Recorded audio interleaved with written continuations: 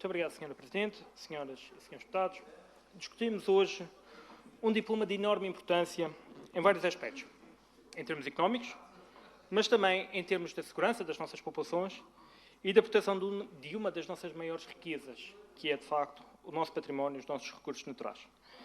E estes aumentos dos eucaliptais, já cá referenciados hoje, acarretam, de facto, impactos ambientais consideráveis sobre o território, entre eles uma maior erosão dos solos, a alteração do regime hídrico, como referiu o deputado do PCP, a perda de biodiversidade e a alteração da paisagem também e a rápida facilitação de propagação dos incêndios florestais de uma forma muito mais significativa do que as florestas constituídas por espécies autóctones. E os resultados, infelizmente, estão à vista de todos.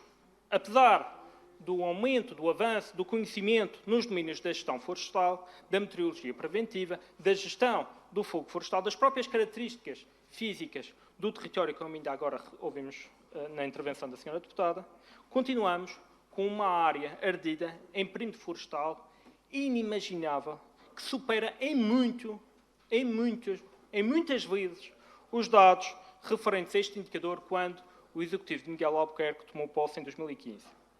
E há neste aspecto que atuar, então, e sobretudo, na prevenção dos focos florestais, e isto é o que aqui temos vindo a defender com a defesa deste diploma.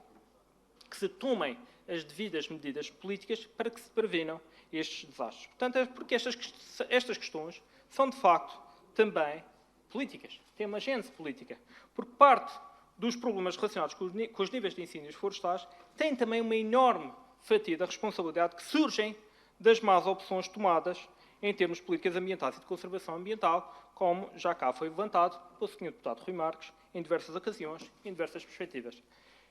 E as perspectivas são, de facto, variadas, quer em termos do plano de gestão florestal da região autónoma da Madeira, que continua a insistir numa gestão florestal desadequada e que mantém claras falhas no plano de vigilância e prevenção de incêndios. Mas também, como foi referido pelo Sr. Deputado Carlos Coelho, também nas reais medidas incentivadoras à limpeza de terrenos e matas, quer sejam elas públicas, quer sejam elas privadas, e basta ir, de facto, à bica da cana para ver todas aquelas plantas amarelinhas que lá estão, são todas elas invasoras, todas elas alvo de um projeto comunitário para a limpeza que falhou em toda a linha. O que se verifica, de facto, é que continuam a faltar estratégias práticas eficazes que reforcem a defesa da nossa floresta e, claro está, que limitem e que circunscrevam a plantação de eucaliptos e desincentivem a sua plantação, que é, de facto, um passo essencial. Mas terei de concordar com o Sr. Deputado Rui Marques quando diz que é necessário que esta é uma fragilidade política a nível nacional, não é só cá na região. Tem toda a razão, é, de facto, necessário uma reforma nacional. Mas o que estrategicamente o Sr. Deputado Rui Marques não refere é que esta reforma que é necessária para corrigir os erros estrondosos de um anterior Primeiro-Ministro, não referiu o nome do Primeiro-Ministro, foi Pedro Passos Coelho.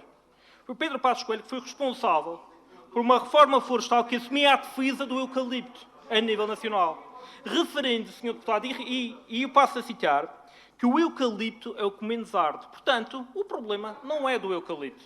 Palavras do Primeiro-Ministro de então, Pedro Passos Coelho.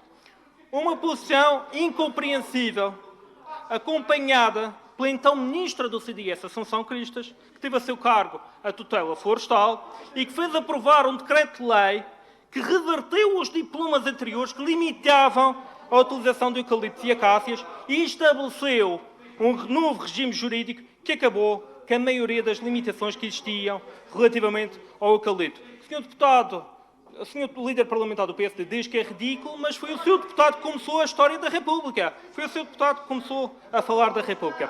E foi o seu parceiro de coligação, de facto, que liberalizou a expansão do eucalipto na República. Uma vez mais, o PSD e o CDS estão juntos nestas posições inexplicáveis, porque existe efetivamente uma grande responsabilidade política que não pode ser descurada e que tentam camuflar com este género de posições no Parlamento. Portanto, resta-nos encontrar soluções, vou deixar sim senhor, resta-nos encontrar o controle dos eucaliptáceos e das acácias é uma boa solução, a reflorestação imediata destas áreas completas adaptadas, não invasoras, de difícil combustão, é um bom complemento a esta medida. Não vamos deixar de apoiar esta medida e, de facto, temos de apelar a este sentido de responsabilidade e uma posição política séria e responsável por parte de todos aqueles que ainda têm responsabilidade nesta matéria. Muito obrigado.